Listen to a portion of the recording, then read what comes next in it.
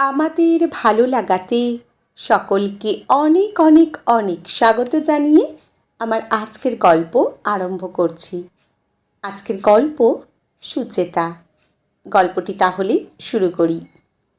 বোনটা ছোট থেকেই খুব ফুল পছন্দ করত, তাই তো সে বাড়ির সামনে ফুল গাছ করা, জানালার পাশে শিশি বোতলের মধ্যে একটু জল দিয়ে তাতে মানি প্ল্যান্ট গাছ লাগানো, জিনিসপত্র সাজিয়ে রাখা, 15ই আগস্ট এবং পুজোর আগে নিজের জমানো পয়সা এবং দামি জামা জুতো না নিয়ে অনাথ আশ্রমের শিশুদের হাতে কিছু উপহার সামগ্রী তুলে দেওয়ার মধ্যেই সে আনন্দ খুঁজে পেত। ক্লাস 7-এ পড়ার সময় সেই 13 বছর বয়সের আমার বোনটা স্কুল থেকে ফেরার সময় বৃষ্টিতে ভেজার কারণে সন্ধ্যের পর অল্প অল্প মাথা যন্ত্রণা, গা বমি বমি ভাব, জ্বর, সেই সঙ্গে জলের মতো পায়খানা হতে থাকে। রাত যত বাড়তে থাকলো ততই সে অসুস্থ হয়ে পড়তে লাগলো। ডাক্তারের পরামর্শে তাকে ওষুধ খাওয়ানোর পর গা বমি বমি ভাব আর পেটের যন্ত্রণাটা কমলেও মাথার যন্ত্রণার সঙ্গে 4-4.5 ডিগ্রি জ্বর নিয়ে ছটফট করতে দেখে সেই রাত্রিতেই হসপিটালে ভর্তি করা হয়েছিল। হসপিটালের ডাক্তারবাবুরা ওই জ্বর আর মাথা যন্ত্রণার সঠিক কোনো কারণ বা ওষুধ খুঁজে না পেয়ে তাদের দুদিনের অক্লান্ত পরিশ্রম বিফল করে দিয়ে বোনটা আমার চোখ বন্ধ করেছিল। সেই থেকে মা মানসিকভাবে বেশ খানিকটা ভেঙে পড়েছিলেন। 10 বছর পরেও মেয়ের সেই মৃত্যুর মানসিক ধাক্কা থেকে মা পুরোপুরি বেরোতে পারেননি। বাবা শক্ত মানুষ ছিলেন বলে কাউকে বুঝতে দিতেন না তিনি কতটা শোকাহত। উল্টে মা যাতে গভীর ডিপ্রেশনের মধ্যে চলে না যায় তার জন্য সব সময় তাকে আগলিয়ে রাখতেন। 5 মাস আগে বাবা রিটায়ার করে মাকে নিয়ে কাশী বৃন্দাবন ঘুরে আসার পর এখন মা আগের থেকে অনেকটা স্বাভাবিক। তবে মাঝে মধ্যে মা একলা থাকলে মেয়ের ছবির দিকে তাকিয়ে চোখের জল ফেলেন। বাবা রিটায়ার করবার পর থেকে আমার সাথে কথা বলার ধরনটা কেমন যেন পাল্টে গেছে। সেই চেনা গম্ভীর রাশভারী ভাবটার খোলস ছেড়ে এখন আমার সাথে মাঝে মধ্যেই অনেক ছোটোখাটো বিষয় নিয়েও আলোচনা করেন। সেদিন যেমন রাতে খাওয়ার টেবিলে হঠাৎই বলে বসলেন, অফিসের কাজে ব্যস্ত থাকিস বলে সকালে বেরিয়ে সন্ধেবেলা ফিরিস, কখনো কখনো দেরিও হয়। আমাদের সাথে কথা বলার সঙ্গ দেওয়ার একটা লোক থাকে না। বয়স তো বাড়ছে, এবার একটা বিয়ে কর। তোর যদি কোনো চেনা জানা মেয়ে বন্ধু থাকে তাকে একদিন বাড়িতে নিয়ে আয়, আমাদের সাথে আলাপ করিয়ে দে। আর যদি না থাকে তাহলে বল কাগজে অ্যাডভার্টাইজমেন্ট করি কিংবা ঘটক মারফত যোগাযোগ করি। তবে যাই করিস বাবা, একটা সিম্পল সাধারণ মেয়েকে বিয়ে করিস, তাতে মনে হয় আমাদের সাথে অ্যাডজাস্ট হবে। কথাটা বলার কারণ বহু ক্ষেত্রে দেখেছি হাই স্ট্যাটাস এবং মধ্যবিত্তদের মধ্যে সেতুর বন্ধনটা ঠিক ভালো জমে না। তোর যদি আপত্তি না থাকে সামনের সপ্তাহের দিকে রবিবারের কাগজে পাত্রী চাই বলে আমার ফোন নাম্বার দিয়ে একটা অ্যাডভার্টাইজমেন্ট দিচ্ছি। কিন্তু আমি কিছু না বলেই সামনে চেয়ারে বসা মায়ের মুখের দিকে একবার তাকালাম। দেখলাম মা আমার মুখের দিকে তাকিয়ে আছেন। বুঝতে অসুবিধা হলো না মা আমার উত্তরের অপেক্ষা করছেন। মুখের খাবারটা শেষ করে বললাম, আমার কোনো পছন্দ নেই, তোমরা যেটা ভালো মনে করবে সেটাই করো। কদিন ধরে অফিসে কাজের চাপটা বড্ড বেশি। আজও তেমনি চাপ থাকায় একবারও উঠতে পারিনি। এমনিতেই 2টো বেজে গেছে।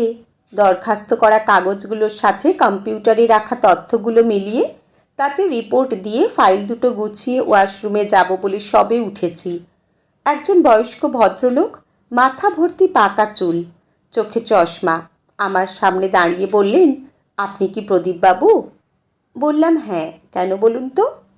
ভদ্রলোক বললেন, আপনার সাথে কি একটু কথা বলতে পারি? আমি আমার পাশের চেয়ারটা দেখিয়ে বললাম, আপনি এখানে বসুন, আমি আসছি, বলে ওয়াশরুমের দিকে ছুটলাম। আমি প্রদীপ রায়। 3 বছর আগে বারুইপুরে ল্যান্ড অ্যান্ড রেভিনিউ অফিসে জয়েন করে একটা মেসে উঠেছিলাম। পরে সেখান থেকে অফিসের কাছাকাছি রাজপুরে বাবা মায়ের ইচ্ছাতে একটা বাসা ভাড়া করে উঠে আসি। বাবা মা এখন মাসের মধ্যে 20-22 দিন আমার কাছেই থাকেন। বাকি দিনগুলো দেশের বাড়ি গিয়ে কাটান। বাবা মায়ের ইচ্ছা আমাকে একটা বিয়ে দিতে পারলে বউকে এখানে রেখে দিয়ে মা বাবা দেশের বাড়িতেই থাকবেন। ওয়াশরুমের কাজ মিটিয়ে চোখে মুখে জল দিয়ে হাত মুখ মুছতে মুছতে নিজের টেবিলের সামনে এসে রুমালটা ভাঁজ করে পকেটে রেখে বয়স্ক ভদ্রলোককে বললাম, বলুন কি বলবেন। ভদ্রলোক বললেন, কাগজের অ্যাড দেখে ফোন করেছিলাম। আমার কাছ থেকে সব শুনে আপনার বাবা বললেন অফিসে গিয়ে দেখা করে আপনাকে সব বলতে। আমি পুরোটা বুঝতে না পেরে বললাম, আমাকে কি বলবেন, যা বলার বাবাকে বললেই তো হতো। তাছাড়া আপনি কে? ভদ্রলোক বললেন, আমি সুচেতার দাদাই, মানে দাদু।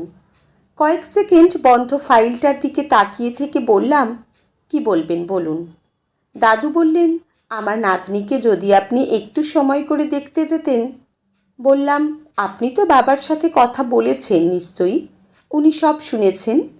দাদু বললেন, আপনি যদি আমার নাতনিকে দেখতে আসার মত দেন তাহলে আগামী রবিবার বিকেল 5টায় আপনাকে নিয়ে আপনার বাবা আসবেন। কিছু সময় চুপ থেকে বললাম, যদি কিছু মনে না করেন একটা কথা জিজ্ঞাসা করব। দাদু বললেন, হ্যাঁ হ্যাঁ, আপনার যা জানার ইচ্ছা হয় আপনি আমাকে জিজ্ঞাসা করতে পারেন। বললাম, প্রথমেই আপনি আমাকে আপনি আপনি করে বলাটা বন্ধ করুন। আপনার বয়সী একজন মানুষ আমাকে আপনি আপনি করে বলাটা মোটেই ভালো লাগে না। আর দ্বিতীয়ত, আপনার নাতনি লেখাপড়া করেছে কত দূর, আর এখন সে কি করে? দাদু বলতে লাগলেন, আমার নাতনি উচ্চ মাধ্যমিক পাশ করে ডিগ্রি কোর্সের জন্য কলেজে না গিয়ে সংসারের হাল ধরার চেষ্টা করেছে। আমি একটা কোম্পানিতে কাজ করতাম। আমার রিটায়ারমেন্টের আগে ওর বাবাকেও সেই কোম্পানিতে ঢুকিয়ে দিয়েছিলাম, কিন্তু দুর্ভাগ্য সেই কোম্পানিটা 6 বছর আগে এখান থেকে পাত্তারি গুটিয়ে চলে গেল। শুরু হলো আমাদের 4 জন মানুষের বেঁচে থাকার লড়াই। আমাদের এখানে বিভিন্ন রকম ফলমূল 12 মাস চাষ হয়, সেটাকেই আমার নাতনি কাজে লাগিয়ে তৈরি করতে লাগলো আচার আর জ্যাম। প্রথম প্রথম মার্কেটিং করতে খুবই অসুবিধা হতো, কিন্তু একবার যারা ব্যবহার করেছেন দ্বিতীয়বার তারা ফোন করে আবার চেয়ে নিয়েছেন। এখন আপনি এই অঞ্চলের অনেক দোকানেই দীপ্তি জ্যাম আচার পাবেন। বললাম, দীপ্তি নামটা কার? দাদু একটু হেসে বললেন, নামটা আমার নাতনির দিদার। যদিও তিনি এখন আর বেঁচে নেই, তবে নাতনির দেওয়া নামের লোগোর সঙ্গে তার নামটা আজও বেঁচে আছে। আমিও একটু হাসলাম। বললাম, ঠিকই। দাদু উঠে দাঁড়িয়ে বললেন, তাহলে আজ আমি আসি, রবিবার তোমরা তাহলে এসো। আমি শুধু বললাম, আপনার নাতনির নাম কি? দাদু বললেন, সুচেতা। কথা ঘুরিয়ে বললাম, আপনি বাবার সাথে যোগাযোগটা রাখবেন। সন্ধ্যের পর অফিস থেকে বেরিয়ে সামনের বড় দোকানটায় ঢুকে জিজ্ঞাসা করলাম, দীপ্তি জ্যাম আচার আছে কি না। দোকানদার বললেন, কোনটা দেব বলুন। আমি অবাক হলাম, এত বড় দোকানে এই ব্র্যান্ডের জিনিস পাওয়া যায় শুনে। দোকানদারকে বললাম, একটা গুয়াভা জ্যাম আর একটা আমলা আচার। দোকানদার সেই দুটো আমার সামনে রেখে বলল, আর কিছু? বললাম, না, এই দুটোই থাক, বলে দাম মিটিয়ে জিনিস দুটো ব্যাগের মধ্যে ভরে বাড়ির দিকে পা বাড়ালাম। রবিবার দিন যথারীতি মাকে আর আমাকে নিয়ে বাবা টোটোতে যখন উঠে বসলেন তখন 5টা 10। মিনিট 15 পরে টোটোটা মিত্রপাড়ার একটা একতলা বাড়ির সামনে এসে দাঁড়ালো। পাঁচিল দিয়ে ঘেরা বাড়িটার পাশ দিয়ে একটা ইটের তৈরি রাস্তা বাড়ির পিছন দিকে চলে গেছে। বাবা টোটো থেকে নেমে আমাদের নামতে বলে টোটো চালক লোকটিকে ভাড়া মিটিয়ে দেওয়ার সময় বললেন, 1 ঘন্টা পরে আমরা ফিরব, যদি ফাঁকা থাকেন আসতে পারেন। টোটো চালক লোকটি বললেন, আমার ফোন নাম্বারটা রেখে দিন, আপনাদের কাজ মিটিয়ে আমাকে ফোন করে দেবেন, আমি চলে আসব। বাবা বললেন, সেই ভালো, আপনার নাম্বারটা দিন। বাবা যখন নাম্বারটা নিতে লাগলেন তখন একতলা বাড়িটার গেটের সামনে এসে দাঁড়ালেন অফিসে দেখা করতে যাওয়া সেই দাদু। একগাল হেসে এগিয়ে এসে বাবার হাত ধরে আমাদের দিকে তাকিয়ে বললেন, ভিতরে চলুন। বাড়িতে ঢোকার আগে বাড়ির সামনে পাঁচিলের মধ্যে ছোট অথচ সুন্দর ফুলের বাগানটা দেখে মা দাঁড়িয়ে সেটাকে দেখতে লাগলেন। আমরা দাঁড়িয়ে আছি দেখে দাদু বললেন, সবই আমার সুচেতা মায়ের হাতে লাগানো।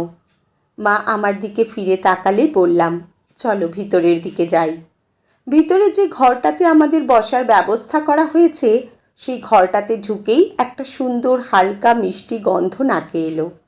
ঘরের মাঝখানে একটা টি টেবিলের চারিধারে 4টে চেয়ার পেতে রাখা হয়েছে। সেই টেবিলের উপরে কোড়ে মাটির একটা বড় বাটিতে অর্ধেকটা জলের উপর 4টে লাল গোলাপ রাখা আছে। সেই গোলাপের হালকা গন্ধে ঘরটা ম ম করছে। দাদু আমাদের সেই গোলাপ রাখা টেবিলের সামনে বসতে বলে পর্দা সরিয়ে পাশের ঘরটার মধ্যে চলে গেলেন। প্রায় সঙ্গে সঙ্গেই মাঝবয়সী ভদ্রমহিলা এবং ভদ্রলোক ঘরে ঢুকে হাত জোড় করে আমাদের সামনে দাঁড়িয়ে বললেন, আপনাদের আসতে কোনো অসুবিধা হয়নি তো? বাবা সাথে সাথে উঠে দাঁড়িয়ে বললেন, না না, আমাদের কোনো অসুবিধা হয়নি, 15 মিনিটের মধ্যে চলে এসেছি। ভদ্রমহিলা বললেন, আপনারা একটু বসুন, আমি এখনই আসছি, বলে পাশের ঘরে দ্রুত চলে গেলেন।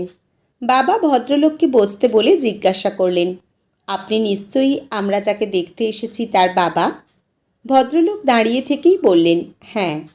প্রায় সঙ্গে সঙ্গেই পাশের ঘরের পর্দা সরিয়ে একটা মেয়ে ট্রেতে 3টে মাঝারি সাইজের কাঁচের গ্লাসে ফলের রস নিয়ে ঘরে ঢুকে টেবিলের উপর সেটাকে রেখে আমাদের সবাইকে নমস্কার করে ফাঁকা চেয়ারটার পাশে দাঁড়িয়ে রইল। মেয়ের বাবা বললেন, আমার মেয়ে সুচেতা। আমরা 3জনেই সুচেতার দিকে তাকিয়ে রইলাম।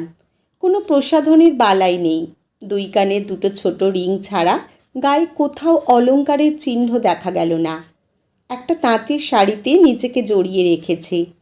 খুবই সাধারণ, কিন্তু সেই সাধারণের মধ্যে একটা অসাধারণ সৌন্দর্য মেয়েটার চেহারার উপর ছেয়ে রয়েছে, যেটা একবার দেখলে আরেকবার তাকে চোখ ঘুরিয়ে দেখতে হবে। আমাদের মধ্যে বাবা প্রথম তাকে বসতে বলে বললেন, তোমার দাদুর থেকে আমরা সব শুনেছি, তোমাকে নতুন করে আমাদের আর কিছু জিজ্ঞাসা করার নেই। তবুও তুমি যদি আমাদের সঙ্গে নিয়ে তোমাদের বাড়ির চারপাশটা ঘুরে দেখাও, তাহলে বসে না থেকে বরং ভালোই লাগবে। কথাটা শোনা মাত্র সুচেতা উঠে দাঁড়িয়ে আমার মায়ের হাত ধরে বলল, চলুন আপনাকে সব ঘুরিয়ে দেখাই।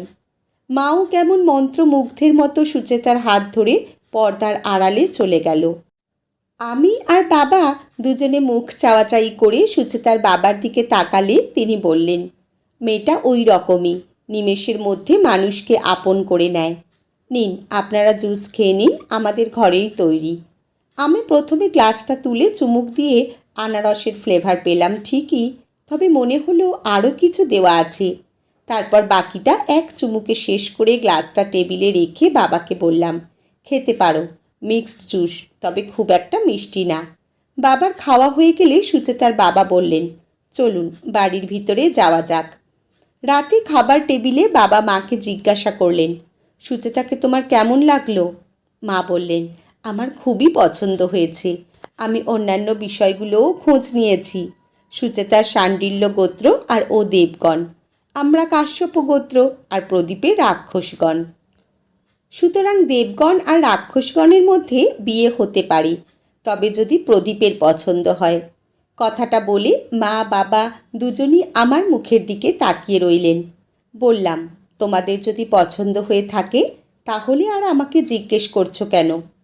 মা বললেন, আমাদের পছন্দটা পরের ব্যাপার, তুই যাকে নিয়ে ঘর সংসার করবি তাকে তোর পছন্দ হওয়া না হওয়াটা অবশ্যই জানা দরকার। বললাম, ঠিক আছে, পছন্দ হয়েছে, তবে আমাদেরকে তার বা তাদের পছন্দ হয়েছে কি না সেটা একবার জানার চেষ্টা করো। পরদিন অফিস থেকে ফিরে মার হাতের মুড়ি মাখা খাচ্ছি। বাবা বললেন, মেয়ের দাদুকে ফোন করে আমাদের পছন্দের কথা বলেছিলাম। মেয়ের দাদু বলেছিলেন তাদেরও আমাদেরকে পছন্দ হয়েছে, তবে মেয়ে নাকি বলেছে বিয়েতে কোনো আড়ম্বর করা যাবে না। আমাদের এই এলাকায় নাকি একটা অনাথ আশ্রম আছে, আর ওদের ওখানেও একটা আছে। এই 2 অনাথ আশ্রমের ছেলে মেয়েদের নতুন জামা কাপড় দিয়ে তাদেরকে আমাদের বিয়ে বৌভাতের অনুষ্ঠানে খাওয়াতে হবে। মা হেসে বললেন, মেয়েটার অনেক কিছুই আমার মেয়েটার মতোই। বাবার দিকে তাকিয়ে মা বললেন, তুমি যত তাড়াতাড়ি সম্ভব সুচেতাকে আমার ছেলের বউ করে আমার কাছে এনে দাও। ও আমার কাছে থাকলে আমি আমার মেয়ের শোক ভুলতে পারবো। তুমি ওনাদের বলে দাও আমরা রাজি, তবে বিয়েটা এই বৈশাখ মাসের মধ্যেই হওয়া চাই। আজকের গল্প এখানেই সমাপ্ত। কলমে সুপ্রিয় ভট্টাচার্য, পাঠে জয়তী। ধন্যবাদ।